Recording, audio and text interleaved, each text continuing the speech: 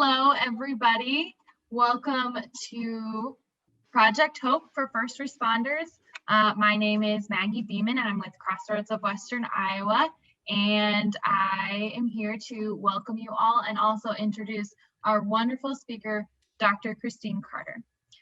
Dr. Carter is an author, speaker, and coach. She has given several TED Talks and appeared on several TV and radio shows, including The Oprah Winfrey Show, The Dr. Oz Show, The Today Show, as well as NPR and BBC Radio.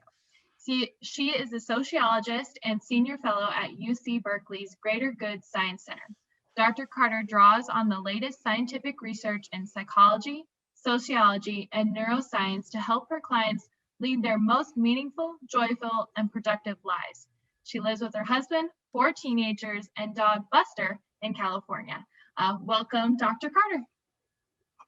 Hi, everyone. Thank you so much, Maggie. I'm happy to be here. I need to update my bio because I also live with a new little puppy who is, both of the dogs are in the room right now. This is what working at home. I've decided it's the least disruptive actually to have them with me so that they're not trying to come in and out. So I would like to invite everyone who's here to for a couple of things. The first thing is to I'd like you to consider this an invitation to single task, right? To just use this as time for yourself to relax, to take a moment to turn off alerts or close other windows.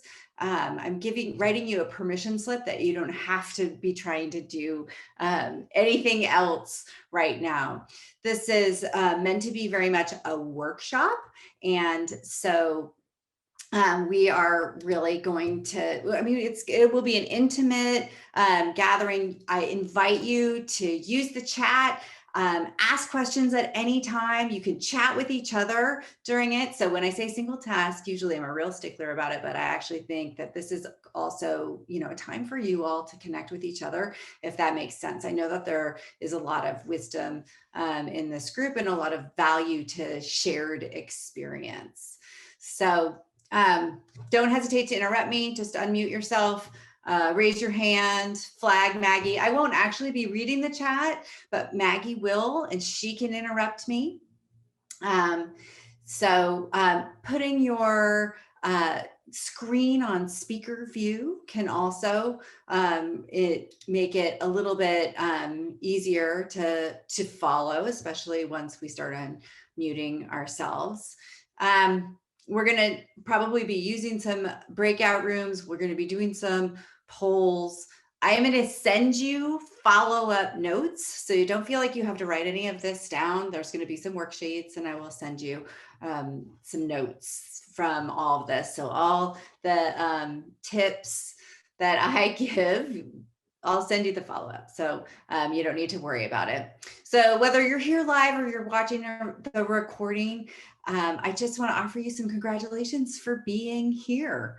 It's not a small thing in these incredibly crazy times. And I think when we scheduled this in October or last fall, we had no idea how much crazier it was going to be getting. So good for you that you're here.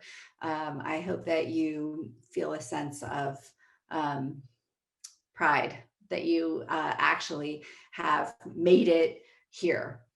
So a little bit about me and my situation. I'm when we got the stay-at-home order almost a year ago here in California, I really had no idea how bad things were going to get or how the world would seem to fall apart at the seams again and again in the coming year.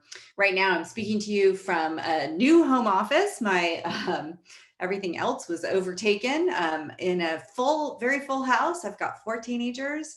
Actually, 2 of them would correct me that are young adults, 2 college students and 2 high schoolers.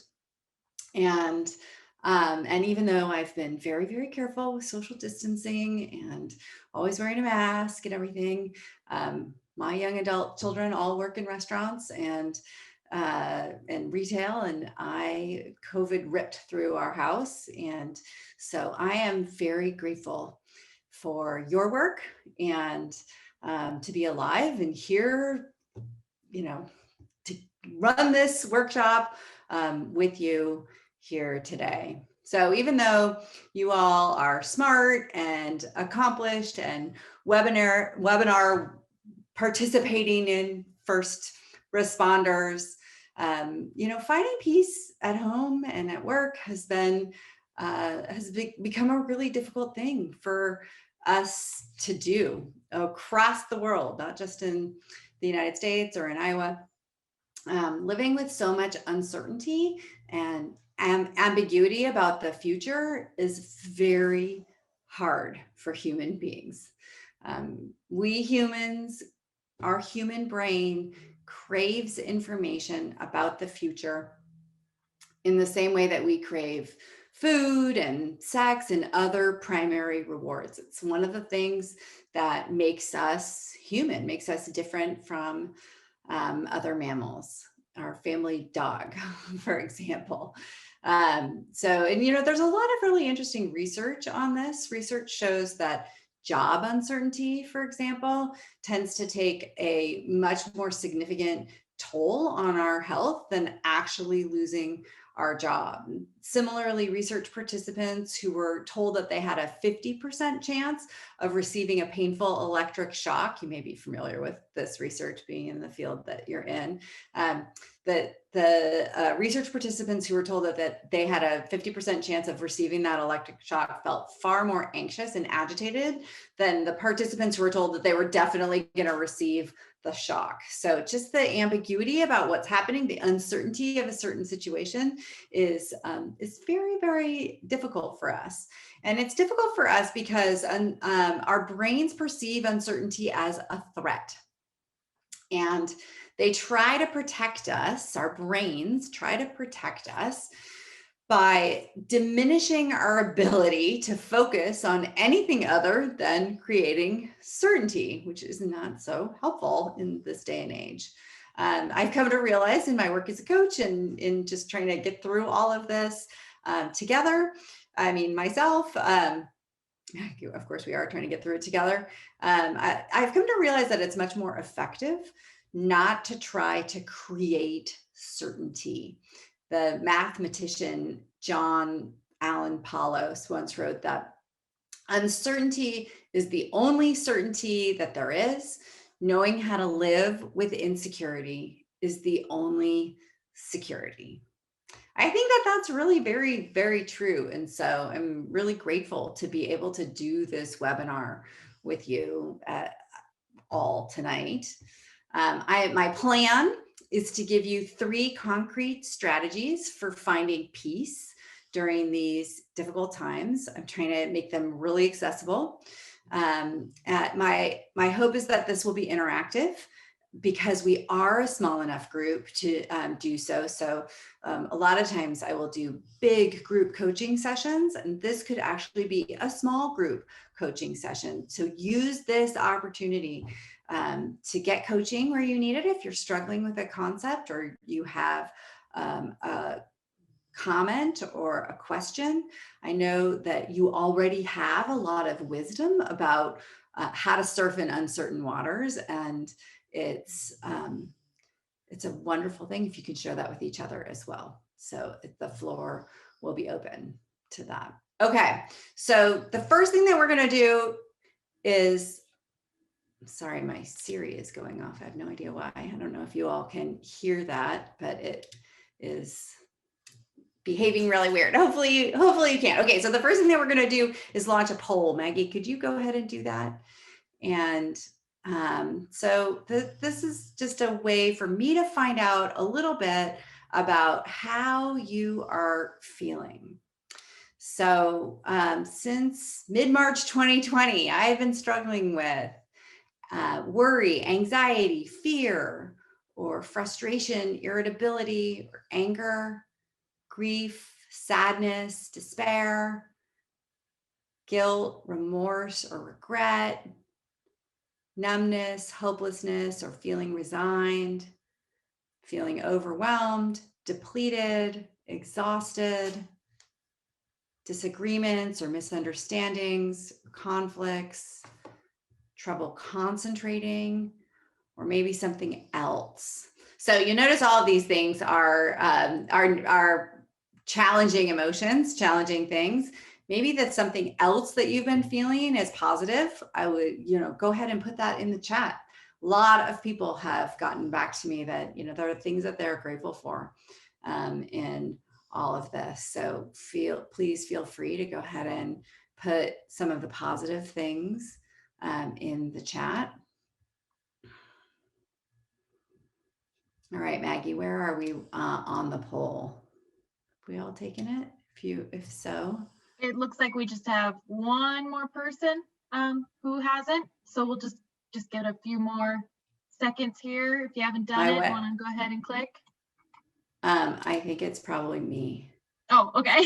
So I can't multitask. All right. That's okay.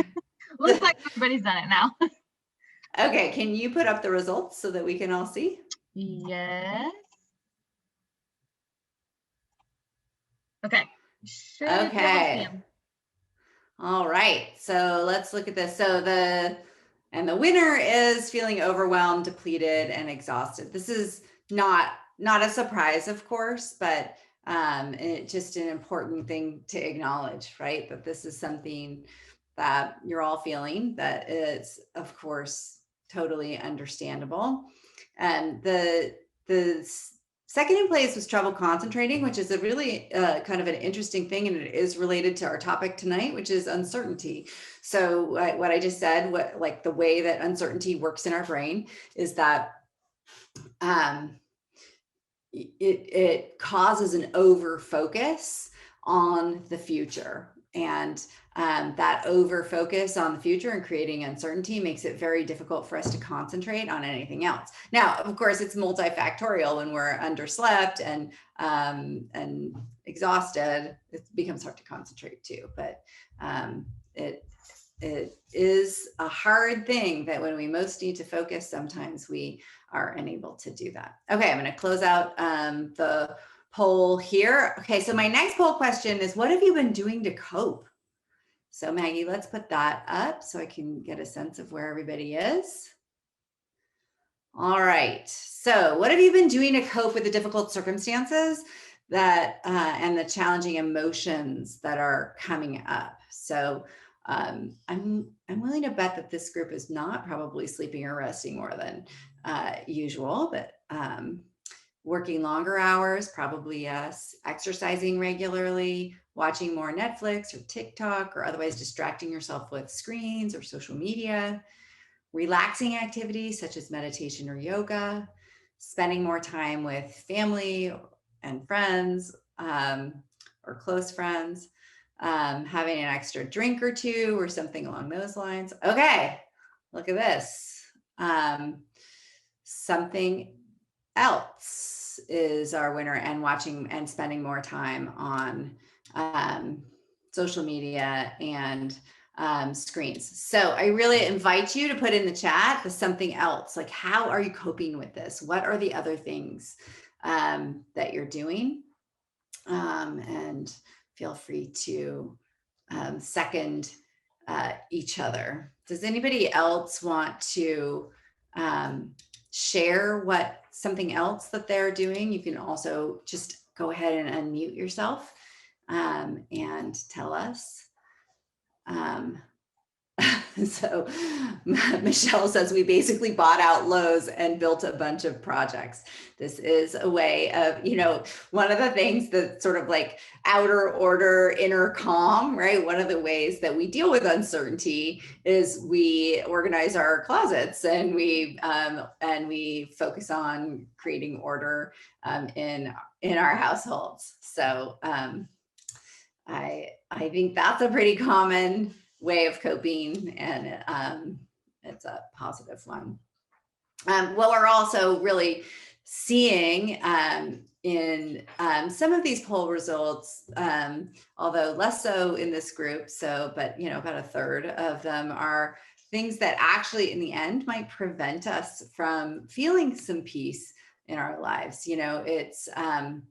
it's all things that we're pretty much universally experiencing right now, feeling like we have no control, feeling burned out, feeling helpless to change things, feeling exhausted, drinking more because it interferes with our sleep, et cetera, et cetera, et cetera, right? Like there's just an infinite way that sometimes our coping mechanisms help and sometimes they don't. So we're going to talk a little bit more about that. I'm going to share 3 coping mechanisms that can really help actually. And my goal is that you leave tonight's webinar feeling like you have some really good strategies and resources for creating some peace for yourself, that you leave with a sense of greater control. Okay, so without further ado, tip number 1 is don't resist. Right? Don't resist the difficulty. There's no doubt that we're living in incredibly challenging times and that you all have incredibly challenging jobs right now. But resisting this current reality won't help us recover or learn or grow or feel better in the difficult times. Ironically, resistance really prolongs our pain and difficulty by amplifying any challenging emotions that we might be feeling. So there's real truth to the truism that what we resist persists. This is kind of a hard concept for us to grok. We're really as Americans taught to resist, and we really value the resistance. And of course, there's like multiple social movements happening right now, which are resistance. So I'm really talking right now about in terms of an internal strategy, a psychological strategy for us as individuals. In difficult times, it's actually really makes things worse when we resist the difficulties that we have no control over actually. So instead of resisting, we can practice acceptance. The alternative to resistance is acceptance. Research by Kristen Neff, you may have seen, and her colleagues have shown that acceptance, and in particular, self-acceptance, is kind of a counterintuitive secret to peace and to happiness, actually. Acceptance is really about meeting life where it is, meeting the reality of whatever that might be, where it is, and then moving forward from there. So it's not about standing still. It's not about laying down. And well, sometimes it is about laying down. We're going to talk about that later. But it's really about meeting life where it is and moving forward from there. Because acceptance really allows us to see the reality of the situation in the present moment, and it frees us up to move forward rather than remaining paralyzed or ineffective by uncertainty or fear or argument. So to practice acceptance, we surrender our resistance to a problematic situation, and then we also need to accept our emotions about the situation. There's sort of a couple of pieces to it. So the metaphor I like to use when I start talking about acceptance is to think about whatever the difficult situation is, and maybe it's a difficult person or it's just the circumstances in the world right now. There's a lot of difficulty out there. So thinking about that like the weather, right? So we might want it to be different. We might have wished for a sunny day and it's raining or snowing. But we don't go outside and shout at the sky, right? We don't resist the weather because, that doesn't work very well. And so true with our lives. Now, that doesn't mean that we don't do anything about it. We might, put on better clothes. We might put on snow boots. We might cancel the event. We will respond to the weather. But we don't necessarily resist the reality. So trying to think about our lives and the people in our lives and the events in our lives like we think about the weather when they aren't what we want them to be. So, for example, you might find your marriage to be particularly challenging right now. I'm hearing this a lot. I don't know how many of you are married. But instead of criticizing or blaming your spouse, those are tactics of resistance.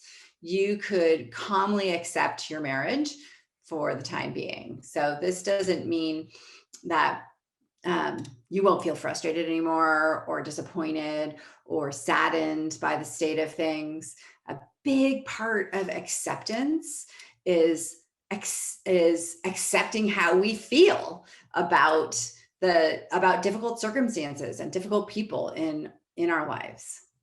So allowing a challenging marriage to just be as it is right now, and then acknowledging our feelings about it as well, and looking with curiosity and acceptance towards those feelings, puts us in a better position to move forward.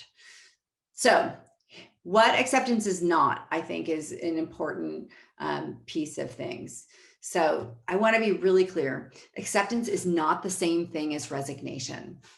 It does not mean that the situation will never get better. It doesn't mean that we don't accept things in the future, right? We just accept our present reality.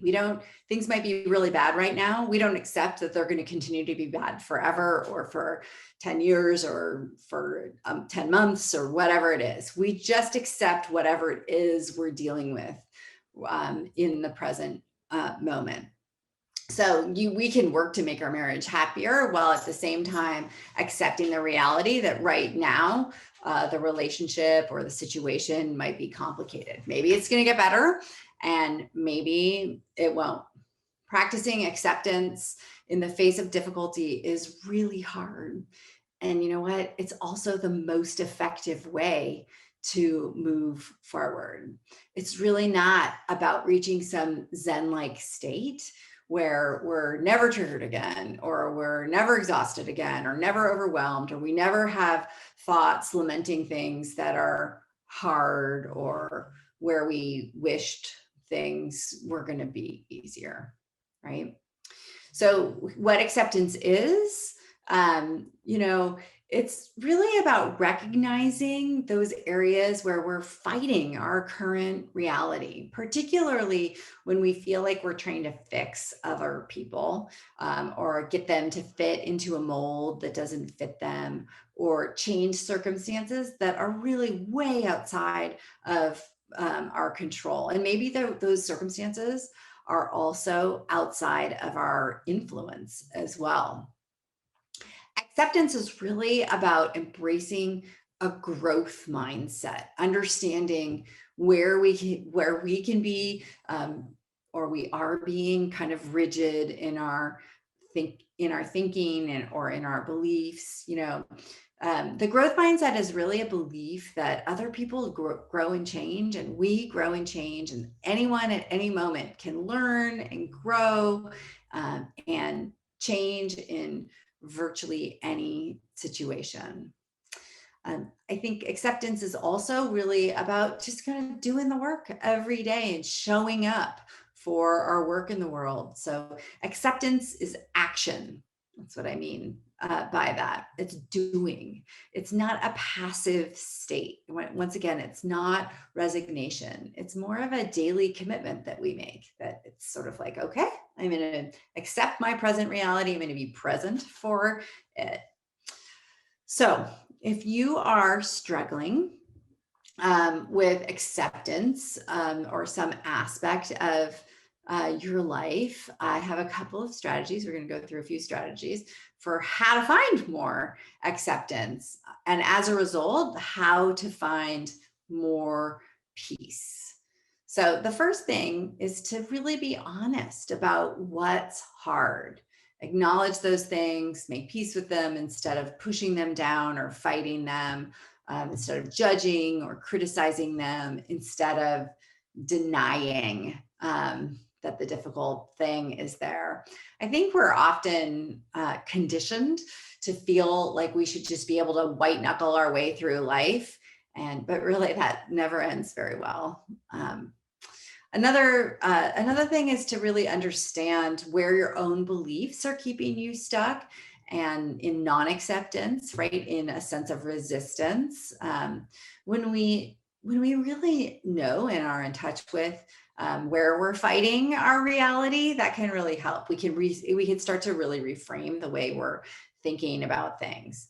So this does not mean being fine with everything and that we have to love everything that's happening and that everything is happening for a reason and it's an opportunity to grow and all the things that we coaches always say. It just simply means that we're not fighting the reality, right? We're not outside shouting at the sky for bringing rain or snow when we wanted sun. And so in so doing, we're eliminating the tension of the divide between what we wish for on one hand and the way we wish things would be and the actual reality of things, right? The way things actually are. And so one thing is a fantasy, the other thing is our present reality. And often there's a really big divide between those things. And when we accept the way things are, we bring those two things together. I think a really important part of this is to really accept ourselves. I think we often judge and shame ourselves, which gets in the way of finding peace for sure. But of course, also accepting the people around us, which makes living with other people really hard. And a lot of us are living in really close quarters right now with people.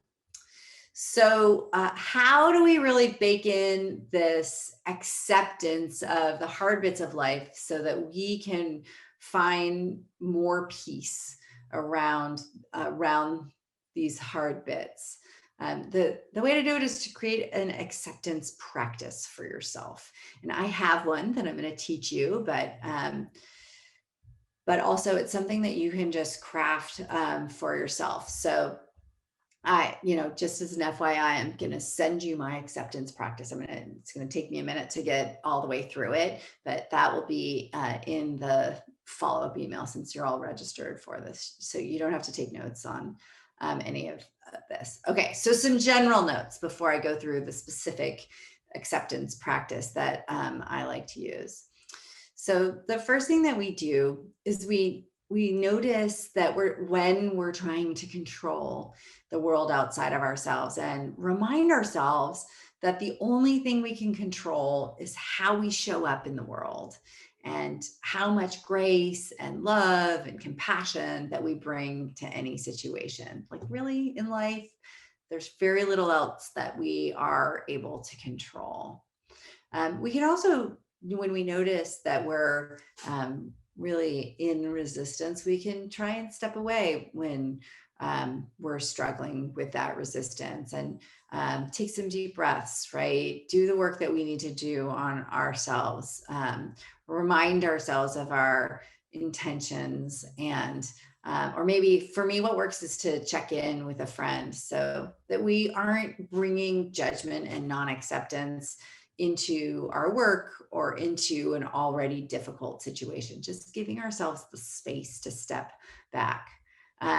We can simply make amends when we are, when we resist by being judgmental or critical of other people. When we make mistakes, we can practice self-compassion. That's really a part of the acceptance practice I'm going to teach you.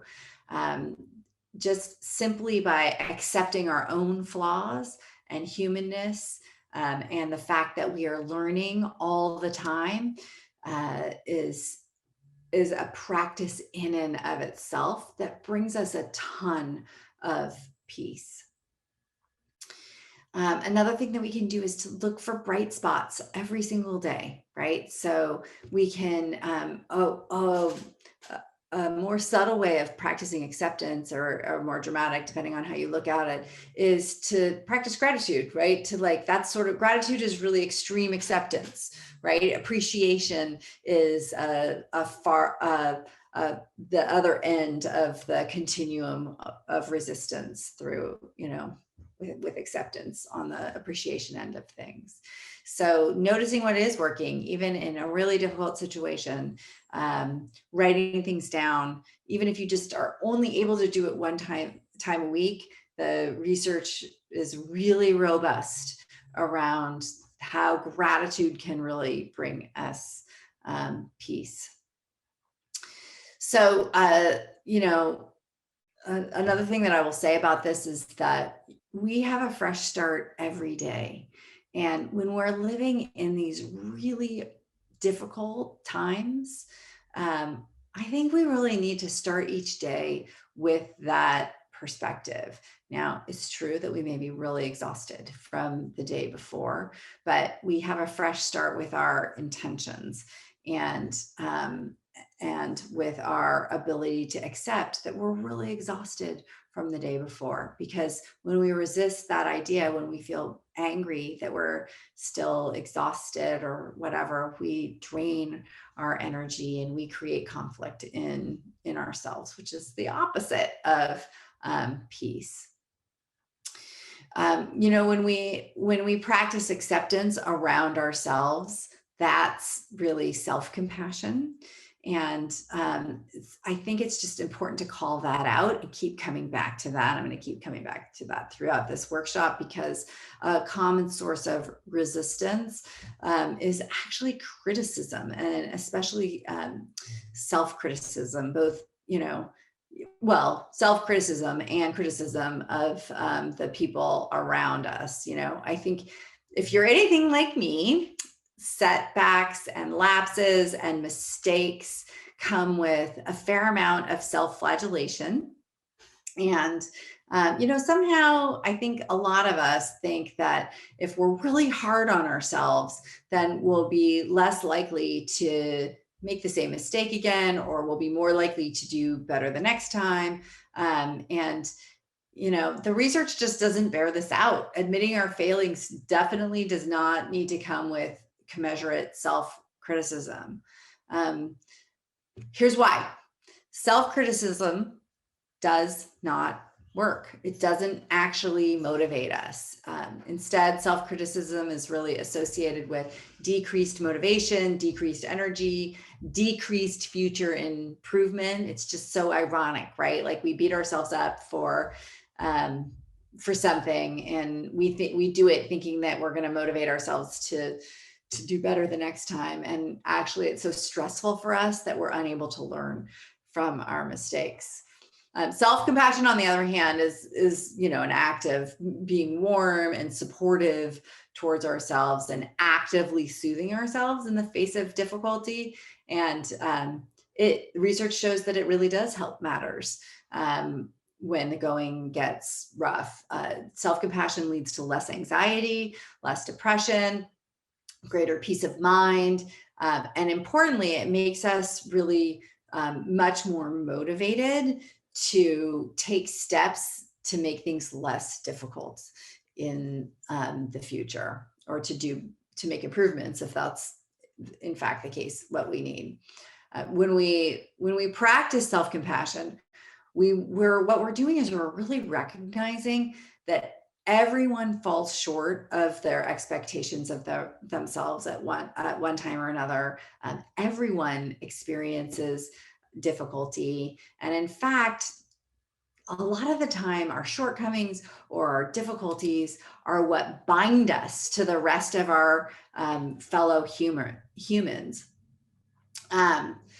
Kristen Neff, who I mentioned earlier, she's a psychologist at the University of Texas, has found that when people treat themselves with self-compassion, that is, when they extend to themselves the same kind of understanding and kindness that they would show a friend, they are actually more likely to demonstrate resilience in the face of difficulty, and they're more likely to stay on track to meet their goals, do their jobs, the things that they have set out to do.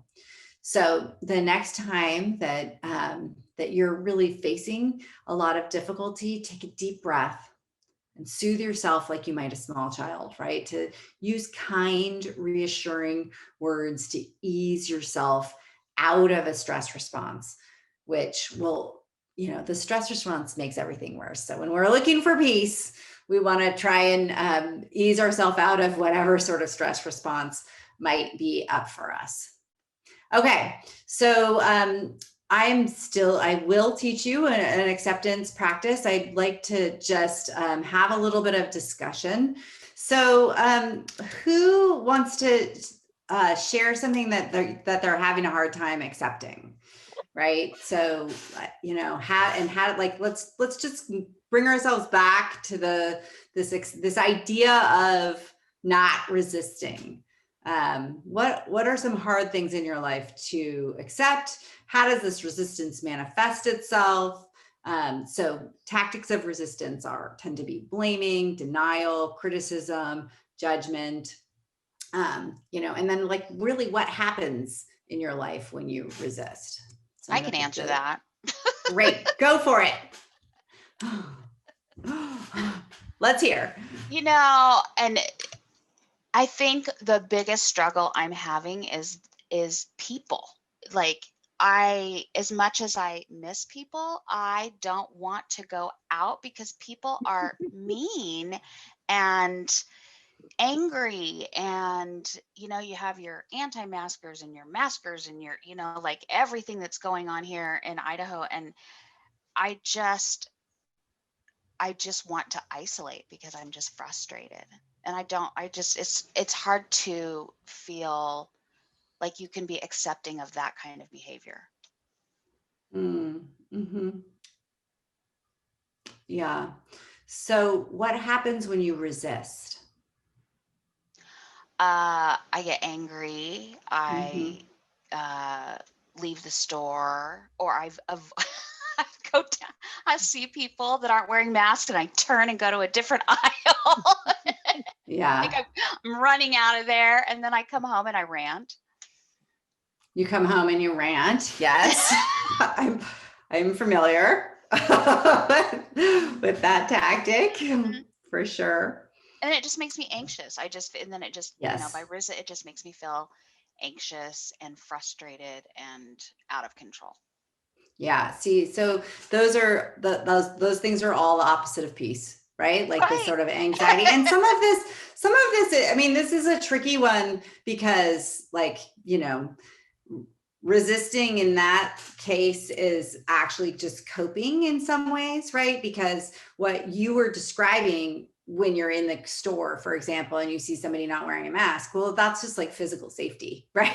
Like you're moving. Yeah, that's like going inside and getting a warmer jacket. That's an appropriate response for you to keep yourself safe. So it's interesting to sort of notice where the line is, right? Where the resistance is creating anxiety, or where it's just like actual physical, like legitimate threats to your health is creating the anxiety. But I think there's just something to keep our eye on. I think there's a component as we go through this. Oops, you're muted. Gaslighting. Sorry. Go ahead. Oh wait, no, that was my computer. Sorry, okay. I can hear you now. I think there's a component of gaslighting around that because it's really like 50-50 where I live. Half the people are totally like, yep, and the other half are like, nope. Would you agree, Lori and Stacy? Would you agree? Yeah. So, because obviously it's not as devastating here as it is in California. So, and we don't have mandates like that. And so our governor has kind of just left it up to just do the right thing. So when you feel like morally, and as a counselor myself, it makes me want to go up to people and just be like, what's going on? Like, are you okay? Like, yes. Me too. Yeah. Yes. Right. Like, help me if that weren't dangerous. Like, right. I know. So, right. So then I'm just, like I said, I'm just frustrated because I'm like, oh, this is, so I'm sure it's not a unique struggle. It's just my struggle. No, I know. So I thank you for sharing that.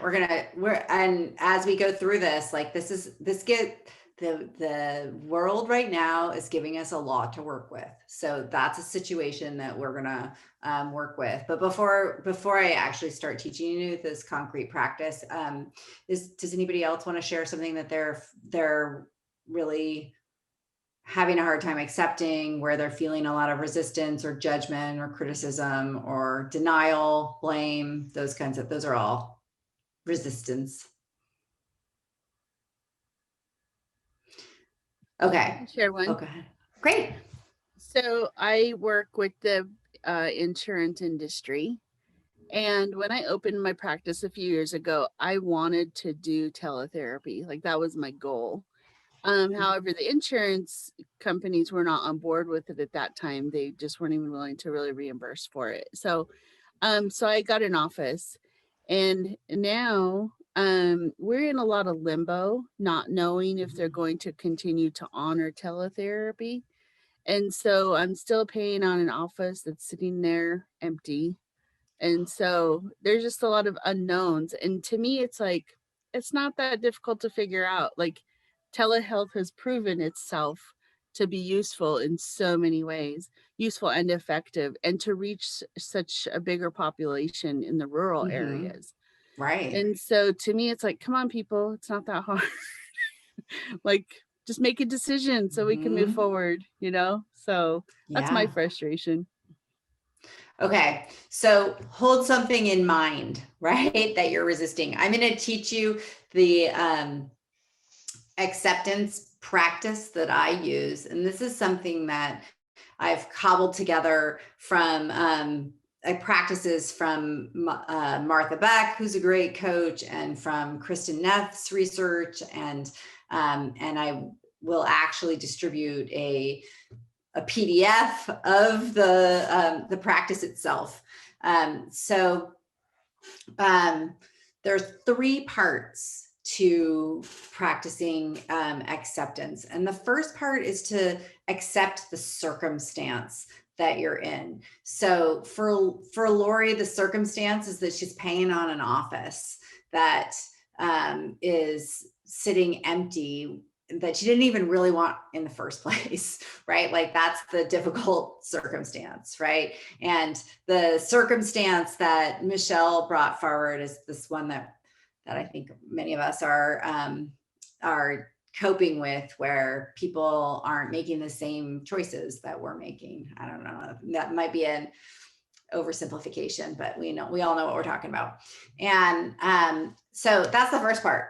Right. The second part that that we need to accept are our feelings about that circumstance, right? So it's one thing to accept the circumstance is what it is right now. We don't have to accept that it's going to be this way forever, right? We just accept that right now in the grocery store, this is what we're dealing with, or right now, while the insurance agencies haven't gotten their act together, that this is what we're dealing with right now.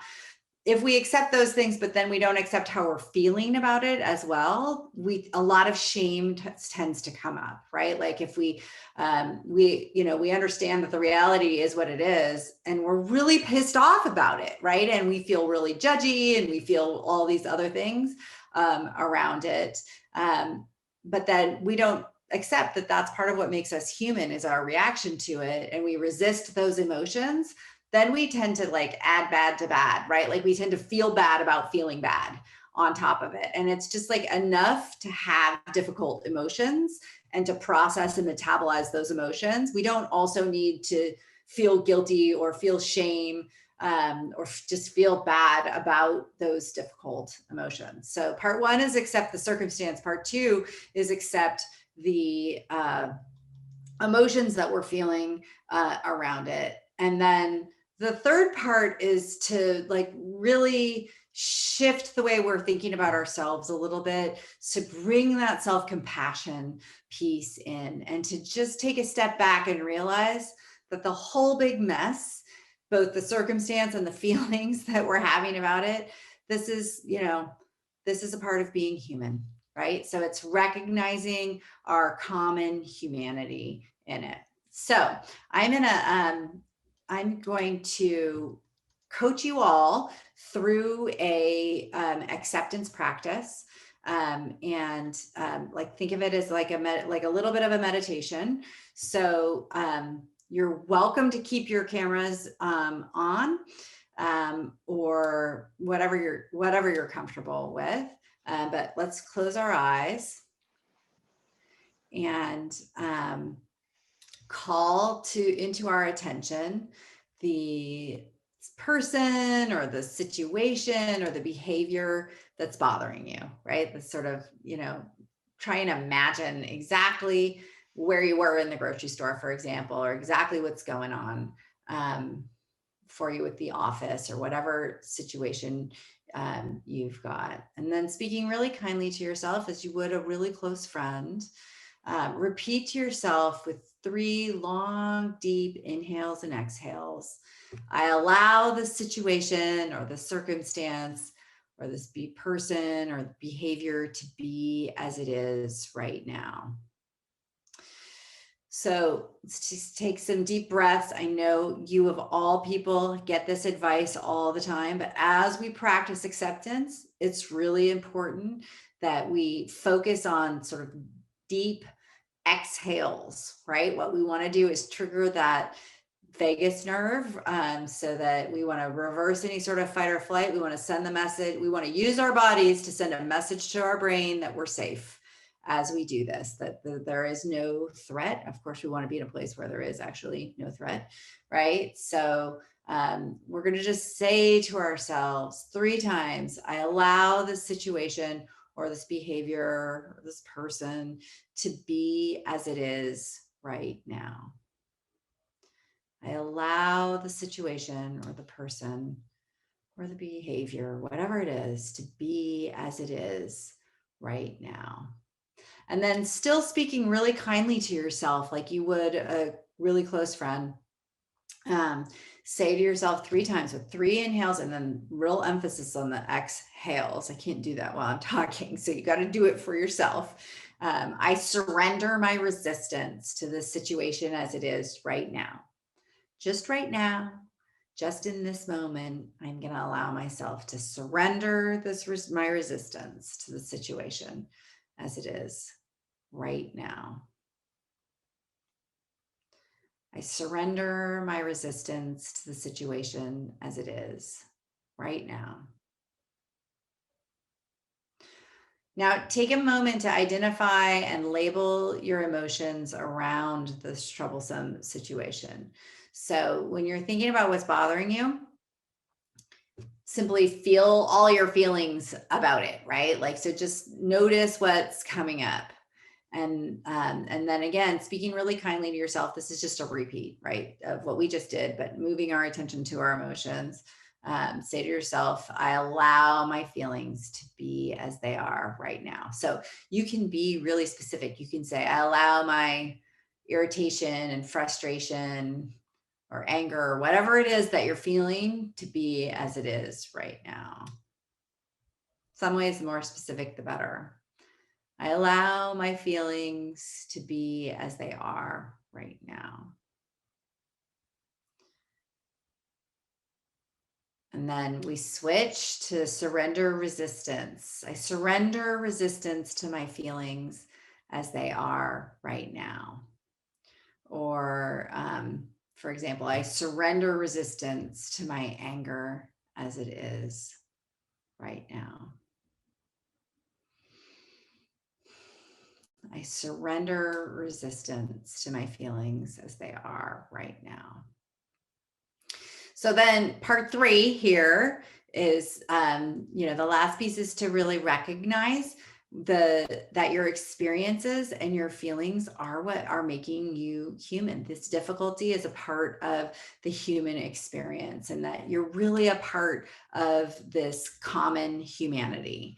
So you could say, to yourself, women all over the world right now are feeling this way in this situation, or practitioners and therapists who have offices that are empty are we're all feeling this way right now. We're all feeling frustrated and worried and annoyed or whatever it is. So just recognizing your common humanity.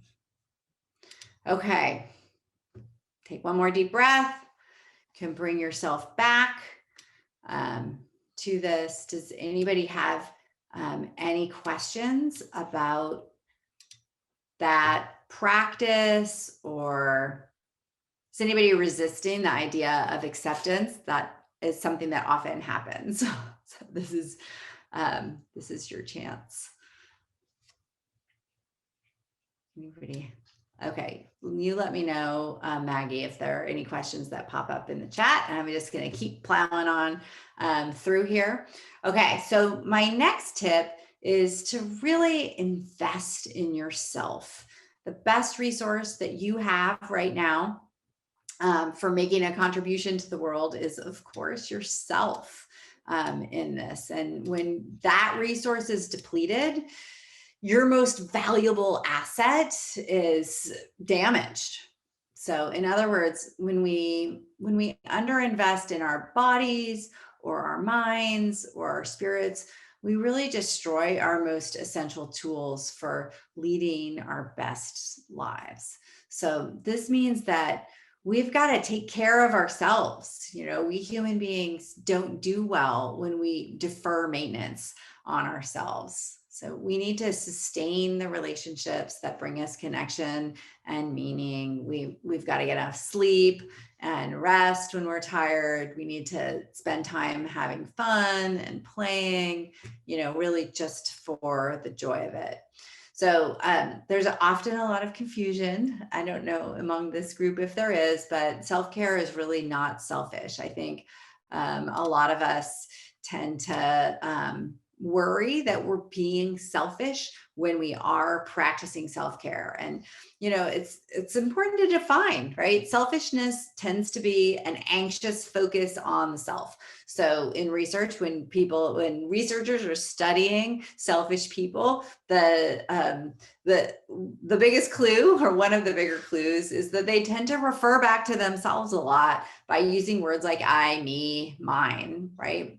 Selfish people tend to pursue really extrinsic goals, like preserving their youthful beauty or cultivating an image of themselves on social media. A lot of times they hunger for more money or power or approval from others. It's not this group, right? It's not you guys that I'm talking to. I mean, I think that all of us might have some of those things some of the time. But selfish people tend to pursue those things often at the expense of other people. And, you know, we know that sort of self-focus is linked to stress and anxiety, depression, health problems, such as heart disease. You know, selfishness is a problem for sure. I am not recommending selfishness, definitely not. What I'm suggesting is self-care. And sometimes self-care can be personal growth in some way. So let's talk about what it is. We just talked about what it's not. It's not selfishness.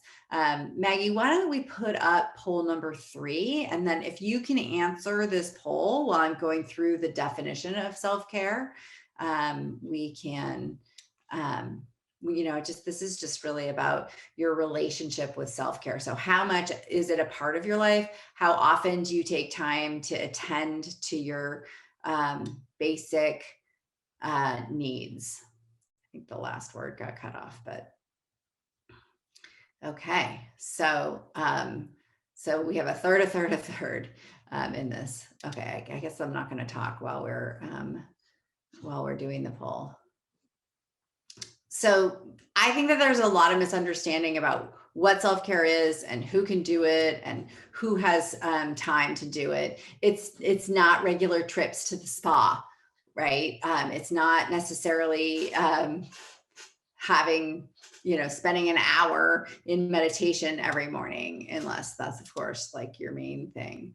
I define self-care. I got this definition from Debbie Reber, a colleague of mine, as, taking daily actions that are two things.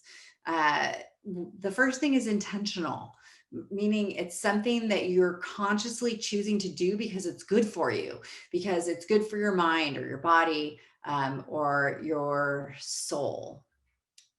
Okay. The poll just popped up again for me. Basically, we have an even mix of people who do it and some people who don't, and people who do it sometimes. Okay, so the first thing is that it's intentional. It's something that you're consciously choosing to do. And the second thing is that you're doing it just for yourself. You're doing it to meet your own needs and not necessarily to meet somebody else's needs. So today, for example, for me, self-care looked like eating lunch outside. I hate to do this to you all. It's very sunny and warm here in California. Unseasonably, it's a little scary actually. But I sat outside without my phone, even though we've got a lot of situations happening here in our family and everybody was trying to get a hold of me. And I just needed 15 minutes without like having to look at my text. It also looked like a surprise group Zoom call, which I know that's sort of an oxymoron. I knew it was happening, but I got this link and it was a surprise from a really good friend who always makes me think and laugh in the middle of the day, even when I felt like I didn't have any time at all. It was an act of self-care to say, oh, I'm going to take 15 minutes and talk to you. So intentional, just for myself. No spas involved in this pandemic, but those are things that I consciously and intentionally did just for myself. So, I think it's also important to say that self-care doesn't have to happen alone. Sometimes my husband will join me for a hike and I still consider that hike self-care because it's intentional, right? It's something that I'm doing just for me.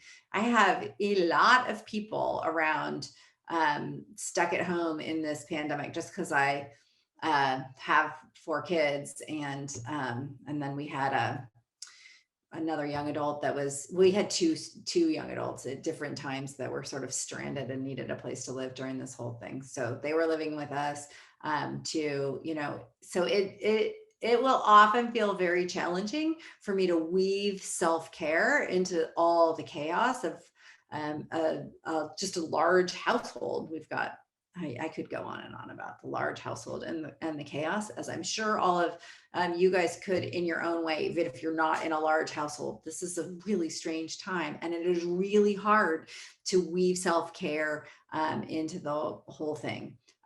So a lot of the times we just have to bring the chaos along with us in whatever we can. A lot of times I'll be on my way out so a self-care thing that I do for myself is I like to walk my dogs by myself, listening to a book, listening to fiction, right? So it's just like sort of fun and it's a little bit of an escape. And, occasionally one of my kids will say, oh, can I come with you? and that is fun too, because then I sort of shift things, like just being out of the house, being in nature, being with the dogs, having some time with just one of my adult children. It can be a really intentional way of feeding myself. It's just, that's the piece of it that needs to work for us. So even though we're not always alone, for example, or in that case, even though I wasn't alone, it was still self-care. It's the intentionality that makes the difference here. So by embracing self-care every day, I know that's really hard. We're really consciously choosing ourselves. We're giving ourselves the message that we're worthy, that we're important, that we matter. So why does this matter? Why does it matter to invest in ourselves? When I talk to people in caregiving professions about self-care, I invariably see tears in many people's eyes, right? It moves people, especially women, because they recognize that they're not taking care of themselves. It's just so wrapped up in self-care often can get really wrapped up in guilt, right? From taking time away from family or their job or their other priorities. And sometimes the guilt and the shame around not doing it. And then the pain of the awareness that they are worthy of self-care and that they're showing up for themselves in doing it. So if you're somebody who feels like you don't have time for self-care, or your work or your kids or your partner has to come first, or it's just not practical, or all the other reasons, right? There's millions of reasons. I wanted to just offer you a few thoughts on why I want you to challenge your thinking, and for you to this is like a giant permission slip for you to reprioritize, right? So self-care is in there. So, first of all, there's no way that we can show up for our work or for our kids, our clients, our families, if we're not prioritizing ourselves. So this is a stance. I'm unapologetic about my self-care, and it's something that I offer to you to be self-care positive. This is something that I learned from Debbie Reber as well. That was the first time I heard that phrase. I was like, what do you mean? She's like, no, I'm self-care positive, right? Like, so to put out there that, like, start to change our culture a little bit around seeing self-care as absolutely foundational for our lives. The second thing is that this is really about mental health. And I personally have learned the hard way that it's not, an optional, if I have time kind of thing for people who are in caregiving professions, for parents, for people who are taking care of anybody else. It's an absolute must, especially now in the middle of this pandemic. I mean, I don't know if we're in the middle, but it's not the beginning and it's not the end yet. It's pretty messy right now. So we're going to burn out if we don't tend to ourselves. If we are parents, it's also about modeling the importance of well-being for our kids, right? This is what we want them to learn.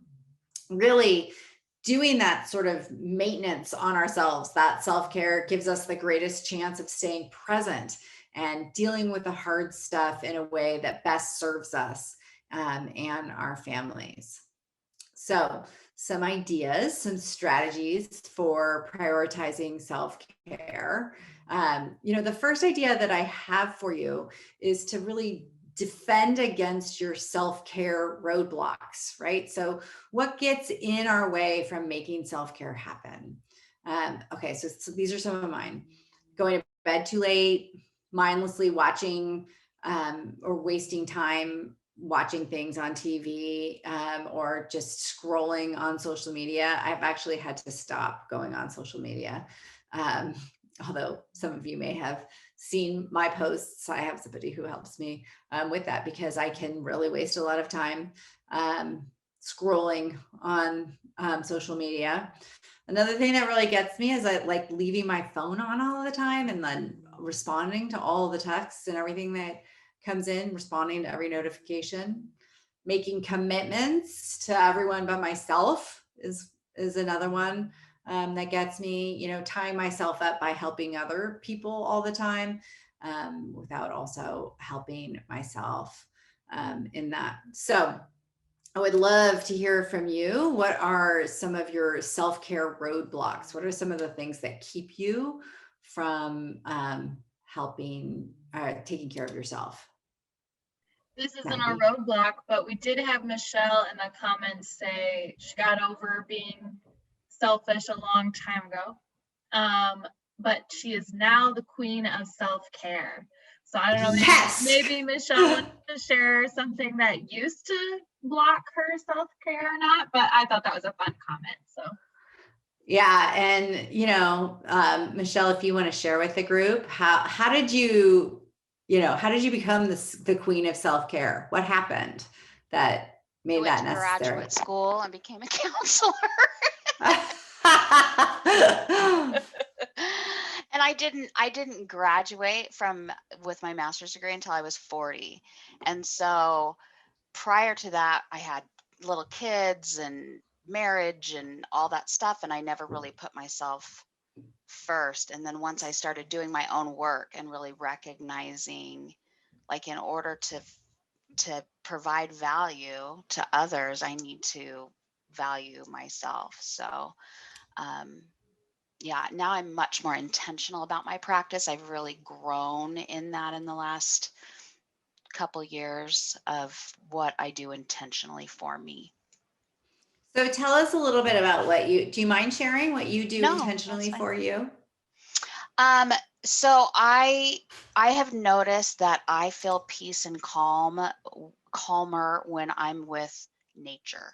So I go on daily walks. I try to go on the weekends. Like I said, I collect like rocks and crystals and minerals and stuff like that. So I enjoy like hiking, um, gardening, just things that have me outdoors and connecting to the earth are very grounding for me.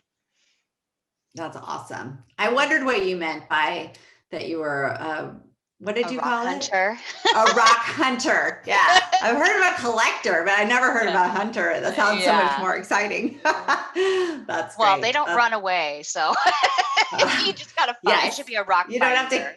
doesn't involve killing Right. Yeah. anything. Right. That's awesome. Mhm. Okay. Well, that's awesome. Okay. So, I mean, and, one of the things I always recommend and that we're going to talk a little bit about is something that it sounds like you've already done, which is to really sort of shape the path, build our own personal behavioral autopilot, make it a habit for us to create a defense against the self-care roadblocks. So for me, that means like a lot of the time, I have all these little habits of laying out my clothes before the night before for my workout in the morning, having I do an online a Zoom yoga class now, Right. but having like my computer charged and set up for that. So all I have to do is walk into the room to be able to do that. Having a gratitude journal by my bedside table. So having things that helps us set up a habit that we can practice, that these activities that we practice, because none of this is a one and done kind of a thing. Like if you just went, if Michelle just went rock hunting one time, that's like a fun event, right? But because it's built into her life how often do you do it, Michelle? Well, in the summer, I try to do it at least twice a month. My husband's like, seriously.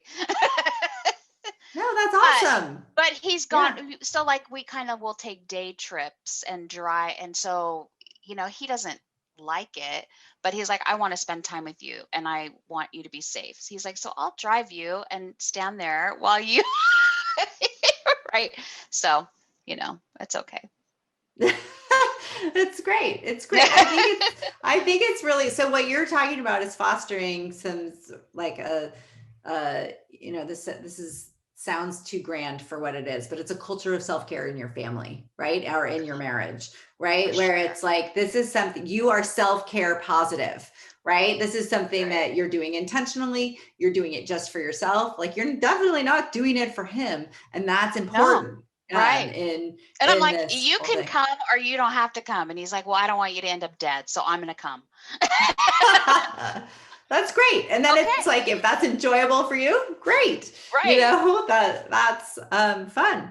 So basically we're creating the sort of a culture of self-care in our households, our families, among our friends, wherever it is that we are existing, by creating pockets of joy, right? Pockets of enjoyment or contentment or peace wherever we can, especially when things are difficult, right? So it's not just even when things are difficult, but it's especially when things are really difficult. And I emphasize that because I know like most human beings, when we get super busy or super stressed or things, those are the times when it seems hardest take the rock hunting outing, I would imagine.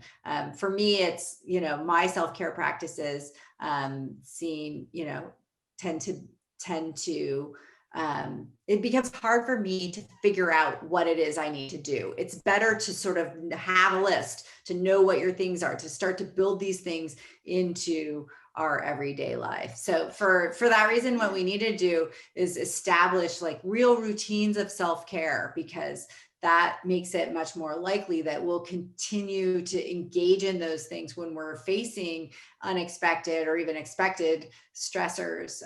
It's especially during the times when we're most stressed and things are most difficult that we need to not defer maintenance and, rest, recharging, enjoyment. This is basic maintenance for us. And that's what I was going to comment on. I think that, when this whole thing started, I started out with a pretty positive attitude, and we built all this stuff and did all this stuff because it was summer.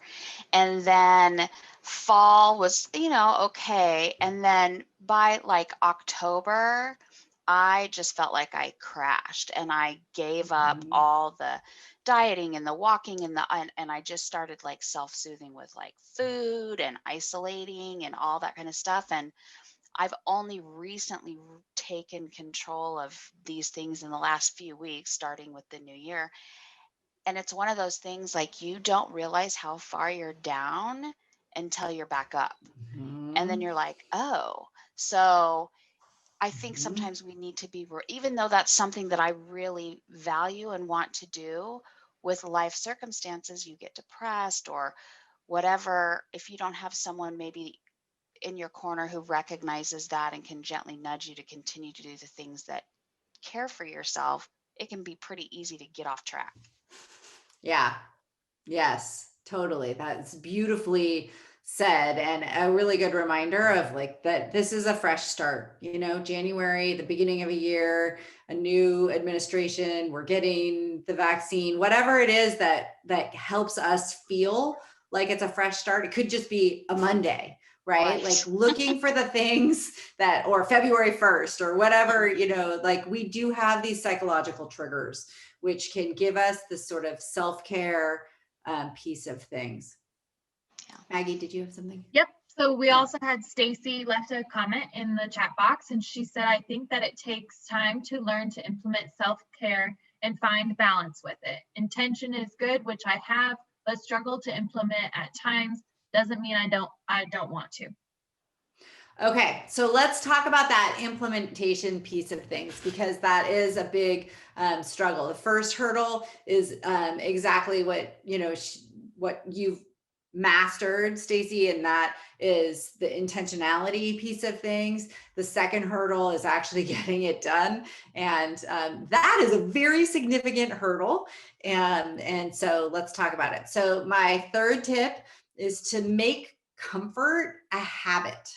So, and some of this is to like really think about how we can preemptively comfort ourselves in healthy ways, and make those things a habit, so that it doesn't require scheduling, planning, willpower, basically executive function when we don't have it to execute. So certainly one of the most important ways that we can invest in ourselves, so that was tip number 2, is to comfort ourselves in healthy ways.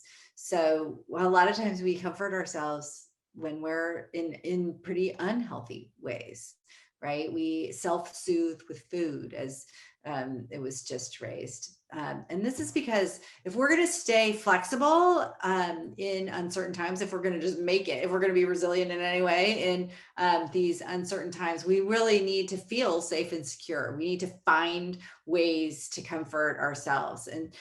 And unfortunately, when we feel insecure or there's a lot of uncertainty, our brain tries to help us out or rescue us by activating our dopamine systems. And that dopamine rush encourages us to seek rewards, short-term rewards, which just makes temptations more tempting. So it's like our brains are pushing us towards comfort items, like an extra glass of wine instead of a reasonable bedtime, or the entire pan of brownies that my sister-in-law just dropped off, or a little extra something in your Amazon cart. I think somebody mentioned earlier, shoes, right?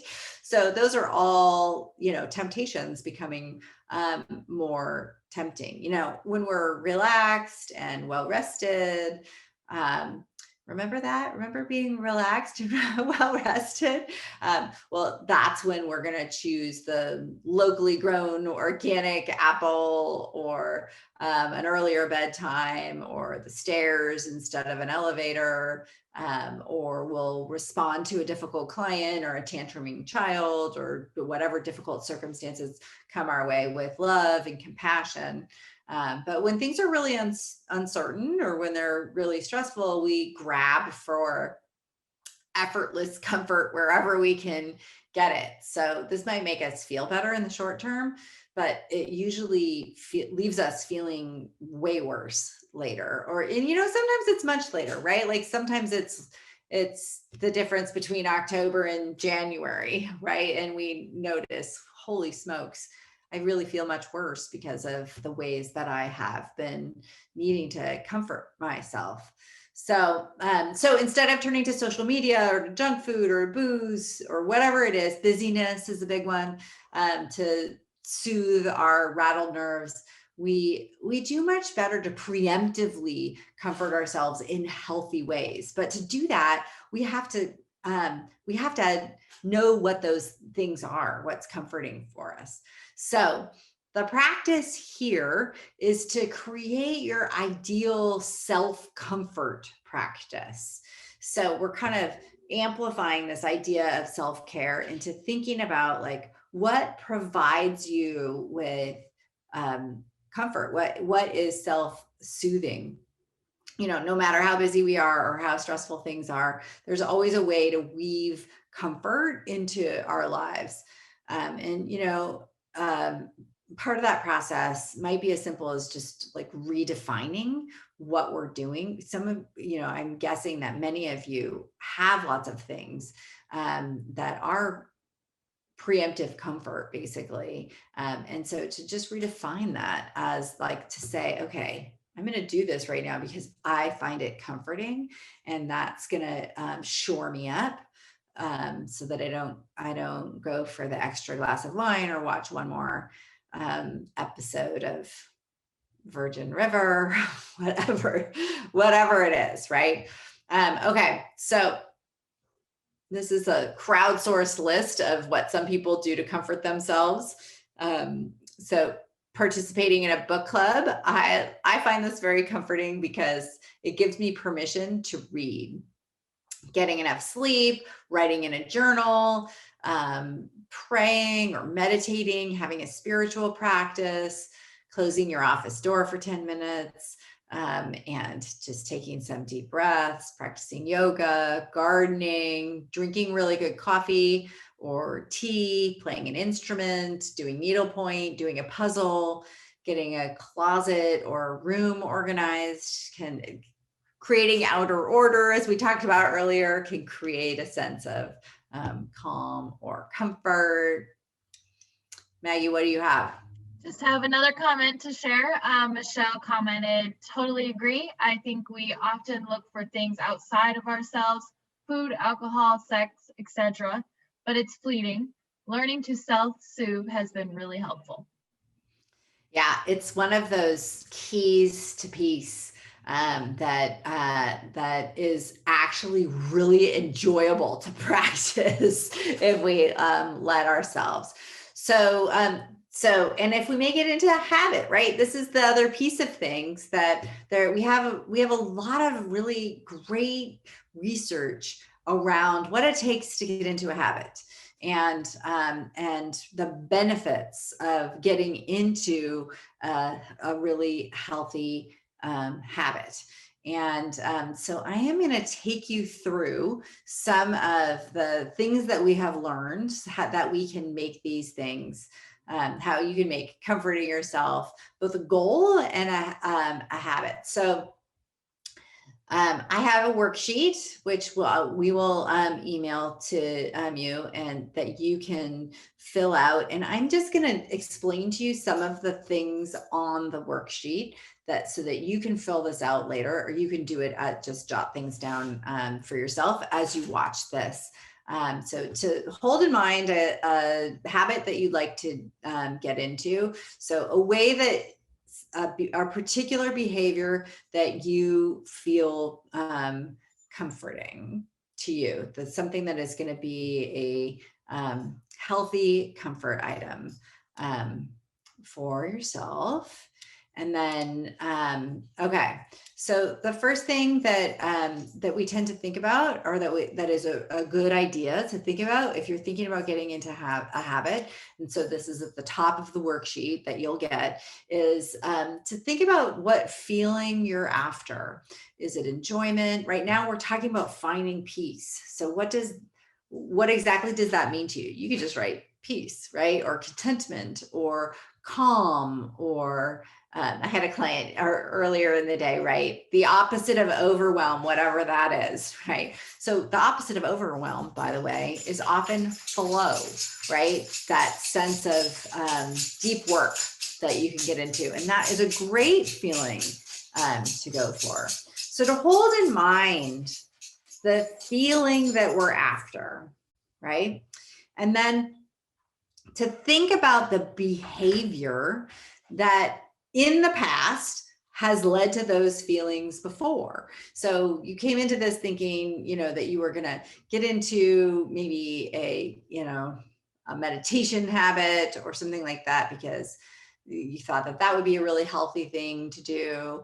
But actually in the past, when you've felt a sense of calm or peace or the feelings that you're after, it hasn't been meditating, right? So let's not try and do something just because we think it should make us feel how we want to feel. Let's go back to the things that actually do make us feel the way that we want to feel. And the best way to know that is the things that have made us feel that way in the past. So thinking about things that have made you feel that sense of peace or calm or comfort, safety in the past. Just let's just go for the lower hanging fruit, not the big things. Okay, so then thinking about what's the habit. So maybe walking your dogs makes you feel safe and calm, or the feelings that you're after. How can, instead of just saying oh, every once in a while I want to walk the dogs, how can you build it into your everyday as a habit? So I walk the dogs every day at lunch, and this gives me a little bit of a break, right? So I will go ahead and use that example, unless there's somebody who wants to give us an example of their own, and I can walk you through your example. Does anybody have something that you want to turn into a habit, a healthy comfort item? I probably should have asked this in the beginning. Okay, I'm gonna go with walking the dogs in this case. And by the way, if you want to get this this worksheet in a fillable form, you can just go to christinecarter.com/planner. This is a part of my planner pages. It's a big spreadsheet. It's a tab within the spreadsheets, this worksheet.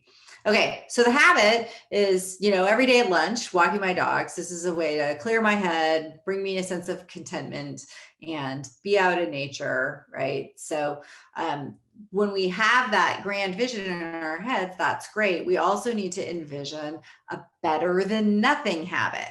So I just gave a TED Talk about this. I will also put that in the follow-up if you would like the 10-minute version of this. But in order to get good at something, we have to be willing to be bad at it at first. And by bad at it, I just mean we need to break it down into something really small, something that we could do even when we're stressed, even when we're really tired, even when we feel like we have no energy. So for me, it's to just walk out, put my shoes on, and get the dog's leashes and walk out into the backyard, not even the front yard, right? Like I just walk out into the backyard. And then if I really still feel like I don't have time, I just stand outside or under the overhang if it's raining, and let the dogs run around for a second. And I just have a moment. Like that's better than nothing. That's better than not getting my jacket and not getting my shoes on, and not doing anything. And then, usually once I'm out there, I really feel like just going for a little walk. A lot of the times, even if I just walk around the block, it takes me 7.5 minutes to walk around the block where I live, right? So it kind of gets me out there. That's also better than nothing. Like my ultimate goal is to spend a half an hour or 45 minutes outside. But my better than nothing is to just put on my gear, right? Like to just get ready, get the dogs ready, and then walk out into the backyard and see if that will. And that's better than nothing, right? That we can stop at that.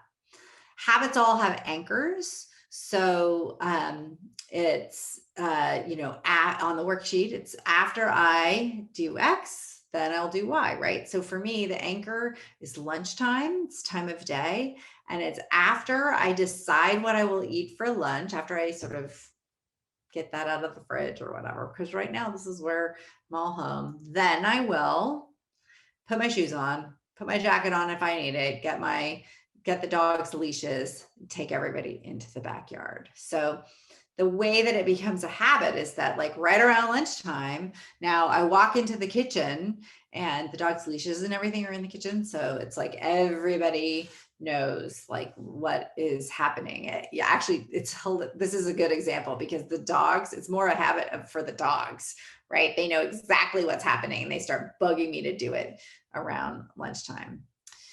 The next piece of things is to make sure that there's a reward. And since we started with how we want to feel and we've picked a behavior that is basically inherently rewarding in that it makes us feel how we want to feel, all we need to do to tell our brain to repeat the thing, give it a little note to self, this is a good thing for us to repeat, is to just tap into the feeling, right? So to take a deep breath, for me, like I get outside, I can, it's fun for me to watch the dogs play if that's all we're doing, to get them on the leash, take a breather. It's tapping into the feelings of contentment, the feelings of comfort that I get, that helps make things into a habit, right? To have the inherent intrinsic reward in there. I think a lot of us, we think about rewards like, okay, well, if I exercise every day this week, then I will buy myself a cute new pair of shoes. That is not an effective reward. I mean, it might motivate you a little bit, I guess, if somebody else is offering the reward. But what really helps us find the habits is when there's an intrinsic reward for us. When our brain gets that little hit of dopamine that we're after, right? So this is why it's a preemptive comfort item, because you're giving yourself that soothing, and in addition, the hit of pleasure that helps us cope with the stress in that way. Okay, the next piece of the worksheet is a really important one. It's to identify the internal obstacle to doing the behavior. So often there's lots of external obstacles, and we may or may not have control over those things. The thing that I'm most concerned about are the internal obstacles. The feeling, for me in this particular case, it's feeling like I'm too busy to walk the dogs during lunch, that I can't afford to take a break, that there are too many emails for me to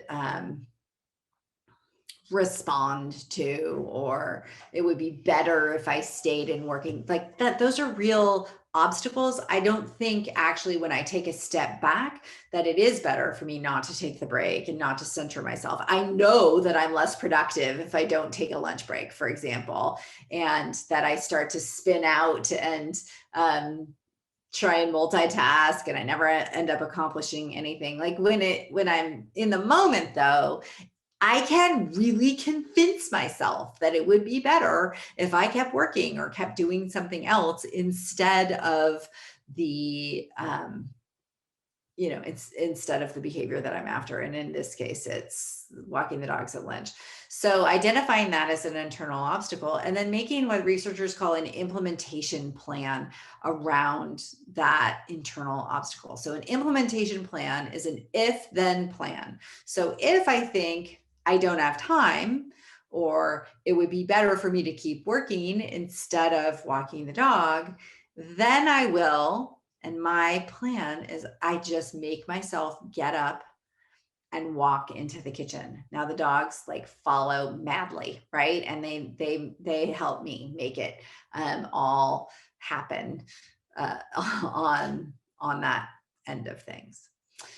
Okay, do we have any questions about this so far? I've just given you a massive crash course in creating a habit. I also have lots more information about this on my website. If you go to christinecarter.com/goals, I will correct it in the email if I've made a mistake with that. No, I think it's pretty sure it's goals. Or no, it's habits. We're talking about habits. I don't know. I'm going to have to put it in the email. Sorry about that, everyone. Okay, any questions about this so far? All right, so we're creating a plan now before we're totally depleted for how to put comfort on autopilot for us. This is one of the key ways to find peace in difficult times, right? It's to do something that shores you up and to do it eventually without any willpower. I think we can make these plans in smaller ways too. And just like my dogs help hold me accountable, our friends, our family, even social media people, our friends on social media can really help us with this. So we can make social media work for us is what I'm saying. I don't actually do this, but my friend Debbie Reber, who I've taken so many pointers from this evening, definitely does this. She is self-proclaimed as motivated by peer pressure. And if you're kind of motivated by peer pressure, this is like a way of outsourcing our willpower. So she'll sometimes like post on social media that she needs to run, she wants to run, it's her time to run, she's in her running clothes, but it's so cold and it's rainy and she doesn't really want to do it. And she's basically just asking for encouragement, and voila, right there she's off. Once she said she might not run to her entire bazillion followers, right then, or friends on social media, then she gets the encouragement she needs. And it's that proclamation that really helps us, right? We humans are really social beings, and I think a lot of us are feeling more isolated than ever. So reaching out and asking for support in this can really help. The other thing, there's a real opportunity here, and that's to make plans to try and get into a habit that you won't want to break, right? Like I actually really, really look forward to taking a break at lunchtime by walking the dogs. And I think I mentioned this already, like I listen to fiction, and it just gives me a nice time to recuperate. And really what I'm doing is I'm comforting myself. Okay. So the last thing that I will say about this is to be really mindful about how you start and how you end your days. Creating a morning routine and a bedtime routine that incorporate elements of self-care and comfort especially can really bookend your day. So the first thing that you do every morning is sort of create the foundation for yourself. And the last thing that you do every day is create a foundation for good sleep, right? Comfort is a foundation for good sleep, which is in it of itself a way to find peace in a difficult time. But you're also creating recovery, right? So really having a bedtime routine that involves healthy comfort items and right now I think a lot of us have, or I don't, but a lot of people have a glass of wine as a part of their bedtime winding down routine. And basically what they're doing is, and no judgment if this is you, because I know so many people, I'm looking at the data, this is a very, very common thing, right? And this is a way to wind down, right? Because we need to do that as humans, we've got to wind down. And so really being strategic and deliberate about that is by designating a morning routine and a bedtime routine.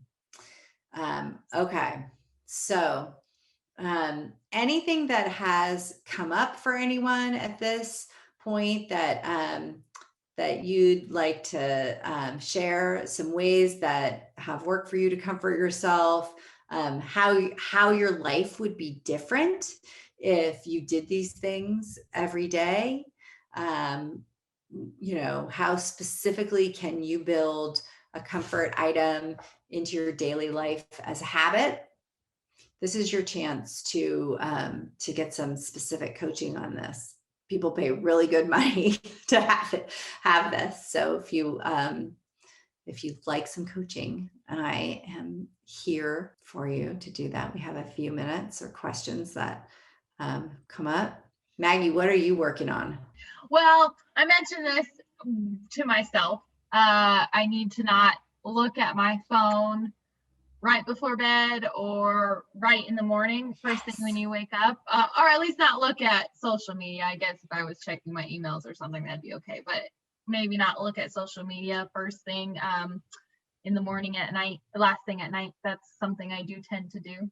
So yeah. And so what could you do right before bed that would replace that, right? So that there's something that it's pleasurable, right? You're getting the dopamine hit from looking at social media, and this is totally normal. So instead of just trying to resist that, could you replace it with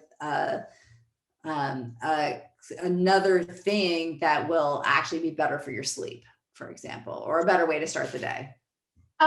Well, at least for the sleep portion, probably reading would be good. I mean, it'd be nice if I taught myself I should read a little bit of a book each night. I always say I'm going to do that, never do. So that's for at night.